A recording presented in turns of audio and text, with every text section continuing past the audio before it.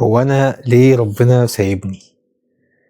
ليه أنا الوحيد الابتلاءات مالية كل حياتي وموجودة حواليّا في كل مكان؟ ليه كل أمّا أتحرك خطوة أرجع 10 خطوات لورا؟ ليه بادعي كتير ودعائي ما بيستجابش؟ اشمعنى أنا؟ يعني اشمعنى أنا اللي حاصل معايا كده؟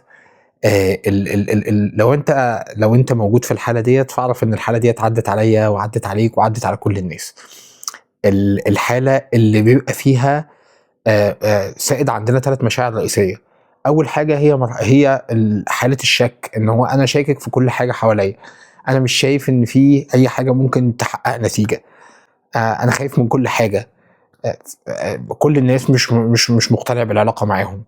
الحاجة التانية هي الإحباط، إن أنا مُحبَط من كل حاجة وأي حاجة لحد يعني تعالى الله يعني إحنا الموضوع وصل لحد إن أنا حتى اليقين في ربنا سبحانه وتعالى اتهز وخلّاني باقول هو أنا ليه اشمعنى أنا يا رب، هو أنا إمتى هاخرج من الوضع اللي أنا فيه ده؟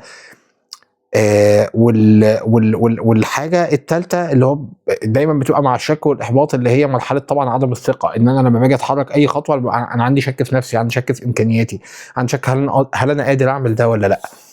ال ال ال لو أنت موجود في الحالة ديّة وهي عدِّت عليَّ وعدِّت عليك وعدِّت على أي حد، فاعرف إن ده مش أنت لوحدك، اعرف إن ده عدَّى على كل الناس وهُم أحسن مني ومنك وهُم من أعظم البشر، وإن دي حاجة أو سمة دايمًا من السمات اللي بتكون موجودة ما قبل التمكين أو ما قبل الفرج.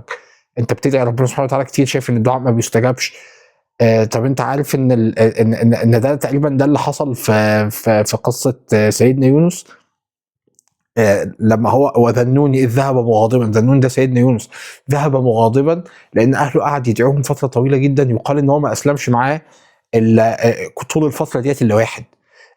وهم كانوا 100,000 أو يزيدون، يعني الآية القرآنية بتقول إن هم 100,000 أو يزيدون. تخيل العدد الكبير ده ما أسلمش معاه إلا واحد، فهو خلاص أُحبط سيدنا يونس وخلاص ذهب مغاضبًا غضبان، هو أنتم ليه ما بتسلموش؟ فربنا سبحانه وتعالى حَب يوريه آية من آياته، فالآية ديّة كانت إيه؟ إن هو لمّا إن هو يمكث، تخيل إن هو لمّا كانت السفينة هتغرق فهُم يختاروا حد، فقالوا نختار بالقرعة، فطلع سيدنا يونس أكتر من مرّة، فهو اللي طلع عليه الدور إن هو يترمي في البحر. تخيل بقى وهو في بطن الحوت، وهنا ديّة الآية الجميلة اللي ليها علاقة بالفرج يعني، اللي أنت لو قُلتها بإذن الله كل حاجة قبل ما تبدأ تحس الآية دي من جواك هتختلف تمامًا عن بعدها. فقال إيه لا إله إلا أنت سبحانك إني كنت من الظالمين. الفكرة إن بعديها فاستجبنا له ونجيناه من الغم. الفكرة هنا إن أنت لو بصيت في قصة سيدنا يونس هتلاقي إن هو طب أنت قومك، طب ده إحنا هندخلك في 3 ظلمات، يعني تخيل ظلمة الليل وظلمة البحر وظلمة بطن الحوت، تخيل ال3 وسيدنا يونس. طب شوف الموضوع ده عدى على مين قبل كده، وشوف قمة الابتلاء وعيش معاها اللحظة اللي عاشها نفس الأشخاص. يعني أنت لما سيدنا يونس ما كانش عارف إن هو يطلع ببطن الحوت تاني والّا لأ، أصلًا ما كانش عارف هو كده الحوت كَلُه يعني والّا إيه اللي حصل يعني، هي حاجة غريبة من نوعها. لمّا تيجي تشوف تلاقي مثلًا السيدة مريم قبل السيدة مريم خُد بالك ده السيد المسيح عيسى عليه السلام يعني، يعني هي بتحمل ب ب ب بالسيد المسيح بدون أب. تخيل فجأة لمّا جالها سيدنا جبريل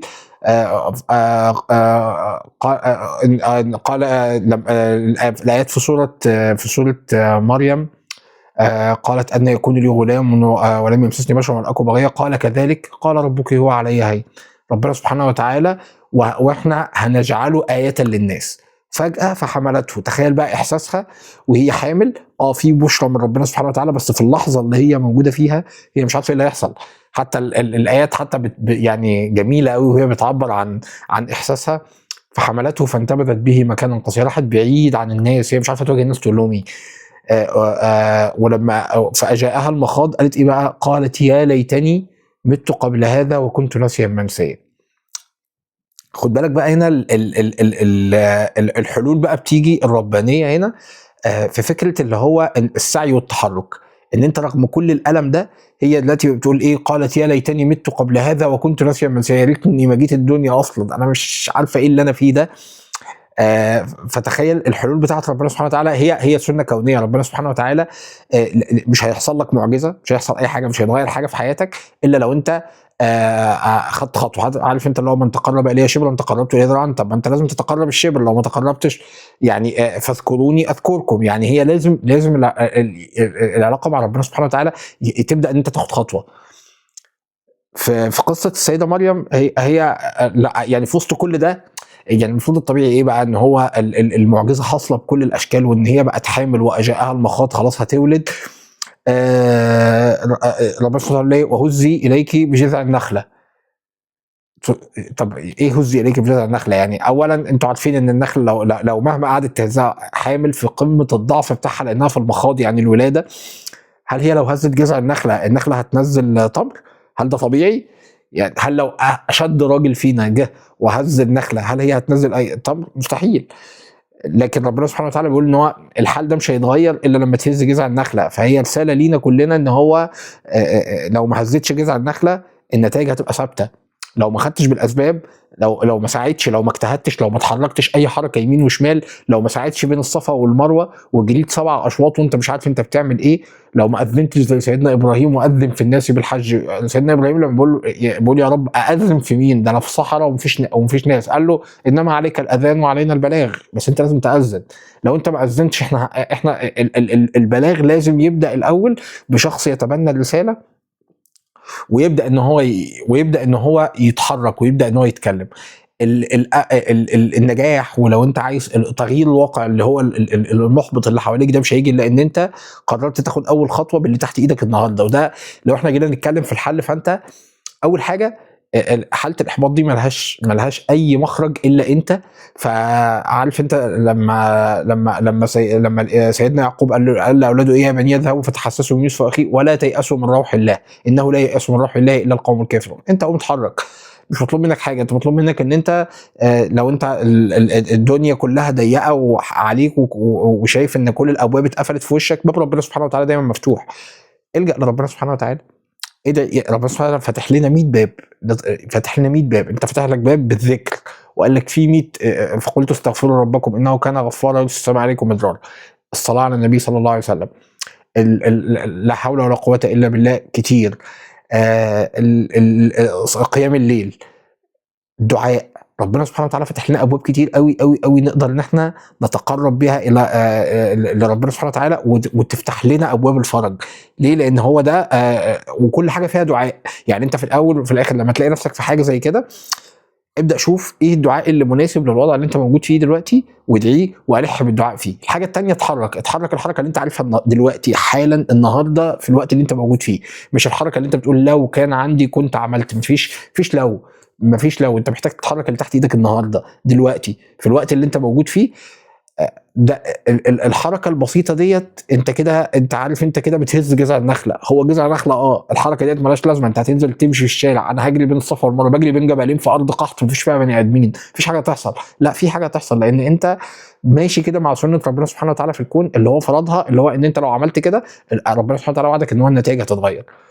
ولو بصيت في كل قصص الناس اللي حواليك هتلاقي ان دايما بيسبق مرحله الفرج ديت مرحله كانت شديده وكانت في قمه القسوه وكانت في قمه الشده، لحد ما ربنا سبحانه وتعالى ييسر له ان الشخص ده اتحرك قعد يعمل نتائج مختلفه. عارف انت اللي هو في قانون الحركه اللي هو ايه؟ ان انت دايما الماء الثابت هو ليه الماء الثابت او الراكد بيتعفن، لان دايما وضع الثبات دايما هو وضع قاتل.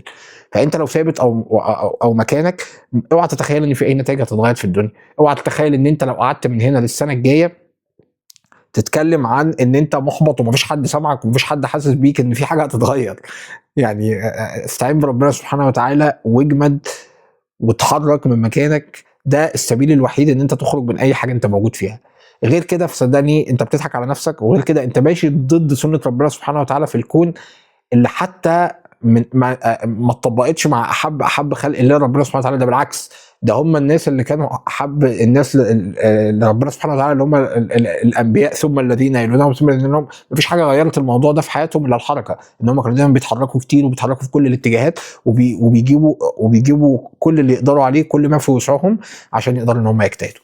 فاتحرك واستعين بربنا سبحانه وتعالى، واعرف ان الله لا يغير ما بقوم حتى يغيروا ما بانفسهم.